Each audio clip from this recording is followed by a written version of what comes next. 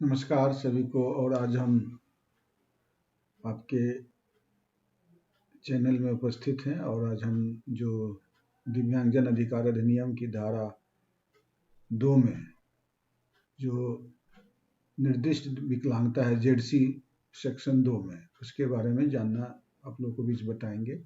ये अनुसूची है जो सेक्शन 2 में, ऐसे आपको मालूम है दिव्यांगजन अधिकार अधिनियम में टोटल 70 अध्याय हैं, 102 धाराएं हैं। और पहला जो अध्याय है वो प्रिलिमिनरी है, प्रारंभिका है। उसमें सेक्शन 1 और सेक्शन 2 है, जिसमें सेक्शन 1 जो है शॉर्ट टाइटल एंड कमेंसमेंट है और सेक्शन 2 में जो है डिफिनेशन दिया है। उसी में हर एक जो जानते हैं दिव्यांगजन अधिकार अधिनियम में 21 प्रकार की दिव्यांगताओं को बताया गया, तो उसके बारे में हम लोग चर्चा करेंगे। तो ये जो निर्दिष्ट विकलांगता, इसमें पहला शारीरिक अक्षमता को रखा गया है और उसके अंतर्गत जो है लोकोमोटर डिसेबिलिटीज।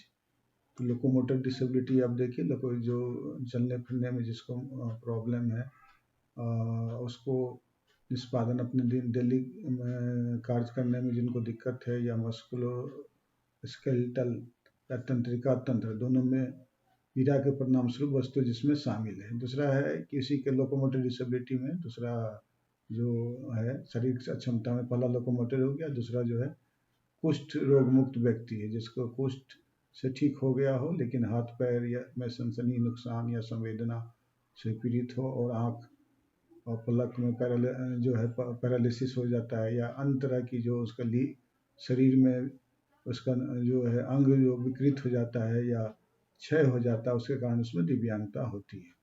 कभी कम सनसनाहट भी हो जाता है, कभी हाथ पैरों की गतिशीलता हुए समान अर्थी हो सकता है। अत्यधिक शारीरिक विकृति के साथ उन्नत आयु उसे लाभकारी व्यवसाय करने से रोकता है और इसी कारण जो है कुष्ठ रोग मुक्त जो के कैटेगरी में डाला गया दिव्यांगता।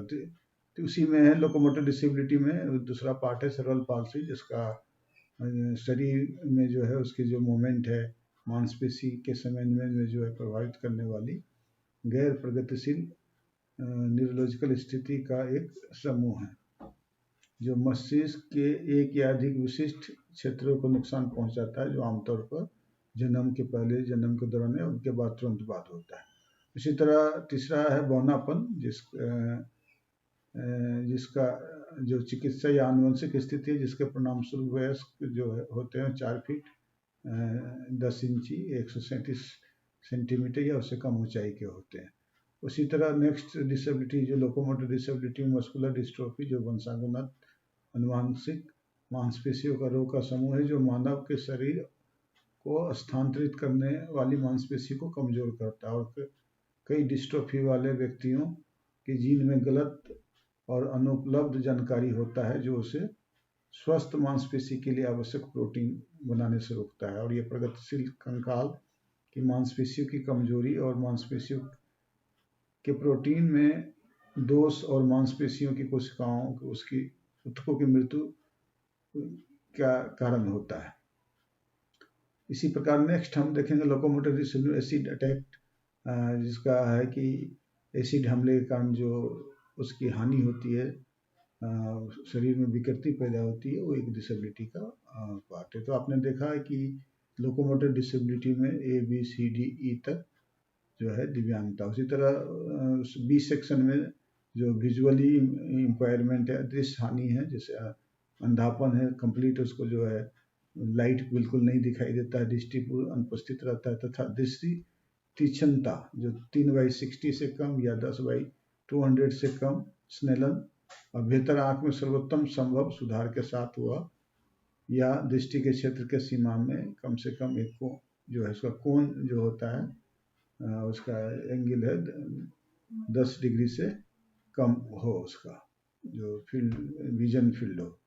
उसी तरह लो विजन नेक्स्ट है। लो विजन ऐसा स्थिति रहता है जिसका दृष्टि तीक्ष्णता 6/18 से अधिक या 20/60 से कम या 30/60 तक या 10/200 स्नेलन तक बेहतर आंख का सर्वोत्तम संभव सुधारों के साथ, या कम से कम जो फील्ड विजन है उसकी 40 डिग्री से 10 डिग्री तक जो है ये होती है। तो इस तरह आपने देखा। उसी तरह सी सेक्शन में जो है श्रवण से जो शारीरिक दिव्यांगता का अलग है, जो बधिर है, जिसकी दोनों कानों में जो भाषण आवृत्तियों में 70 डेसिबल की सुनवाई होने वाले व्यक्ति हैं, तो 70 डेसिबल से तक सुनता है या उससे ऊपर सुनता है तो कंप्लीट डेफ या बधिर में होता है। उसी तरह हार्ड ऑफ हियरिंग जो है, जिसका दोनों कानों में 60 डेसिबल से 70 डेसिबल श्रवण हानि वाले व्यक्ति को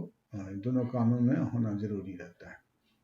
इसी तरह डी में है जो स्पीच एंड लैंग्वेज डिसेबिलिटी, जिसको भाषण और भाषा क्षमता बोला गया है, जो एक अस्थायी विकलांगता जो लैरिंगोटोमी या वाचाघात जैसी स्थितियों से उत्पन्न होती है, जो जैविक या तांत्रिक संबंधी कारणों से भाषण और भाषा के एक या अधिक घटकों को प्रभावित करती है। तो ये एक तरह का जो है स्पीच एंड लैंग्वेज डिस। उसी तरह दूसरा पार्ट जो जिससे कि शारीरिक दिव्यांगता है, उसको दूसरा पार्ट जो है बौद्धिक क्षमता, बौद्धिक दिव्यांगता के बारे में बताया गया है। तो जैसे हम लोग जानते हैं कि बौद्धिक दिव्यांगता जो है, जो कार्य प्रणाली है, जैसे कि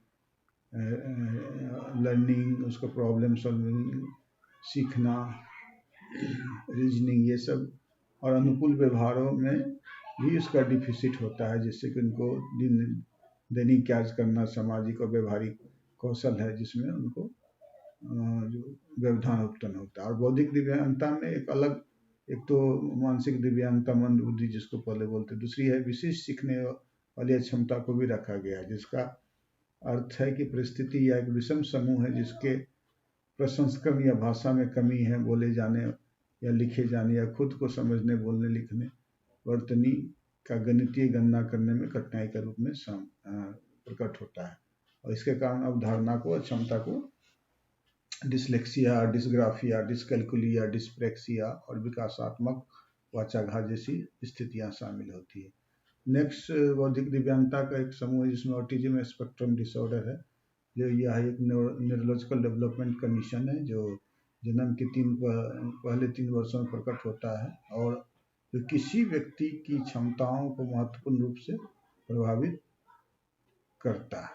तो संवाद, और इसको मेन प्रॉब्लम होता है, ये जो है संवाद करने में प्रॉब्लम होते हैं, रिश्तों को समझने, दूसरों को समझने होने में प्रॉब्लम होता है, अक्सर असमान या रूढ़िवादी अनुष्ठानों के व्यवहार से जुड़ा होता है। तो ये इस तरह के जो है आपको बताते हैं, एक जो है एक डिसेबिलिटी का प्रकार है। तो ये अलग हो गया। फिर हम लोग आते हैं कि मानसिक जो बीमारी है, इसके अलावा अन्य जो है बौद्धिक दिव्यांगता में जो है एक मानसिक बीमारी को भी शामिल किया गया है, जो बौद्धिक दिव्यांगता का पार्ट है। तो उसमें मानसिक बीमारी जो है का अर्थ है, जिसको मेंटल इलनेस बोलते हैं, कि सोच, मनोदशा, धारणा या एक बड़ा विकार, जिसको अभिविन्यास या स्मृति, जो निर्णय, व्यवहार, पहचानने की क्षमता बुरी तरह को प्रभावित करता है। वो ये जो है ये इसका मानसिक बीमारी है। उसी मानसिक बीमारी में मानसिक व्यवहार का जो है बड़ा रोल है। और मानसिक व्यवहार में आप देखेंगे जीवन जो है मेंटल हेल्थ की समान मार्गों को पूरा करने की वास्तविकता या क्षमता, लेकिन इसमें मंदता शामिल नहीं है, जो किसी व्यक्ति के दिमाग की जो विकास को जो है बुद्धि असमानता द्वारा उसको असमान विशेषता होता है। और जानते हैं अन्य जो दिव्यांगता का चौथा श्रेणी रखा गया विकलांगता के कारण। जैसे विकलांगता के कारण भी, जैसे कि न्यूरोलॉजिकल कंडीशन हो गया, मल्टीपल स्क्लेरोसिस, जिसका अर्थ है कि एक सूजन तंत्रिका तंत्र की बीमारी, मस्तिष्क और रीढ़ की हड्डी तंत्रिका तंतुओं को चारों और माइलिन शीथ जो होता है उसमें उसको प्रॉब्लम होता है। जो हमारा गर्भनाल क्षतिग्रस्त हो जाता है, जिससे विमुद्रीकरण होता है और तांत्रिक क्षमता को प्रभावित होता है। मस्तिष्क और रीढ़ की हड्डी एक दूसरे के साथ संवाद करने के लिए कोशिकाएं, जैसे पार्किंसन रोग भी उसी का पार्ट होता है। और पार्किंसन रोग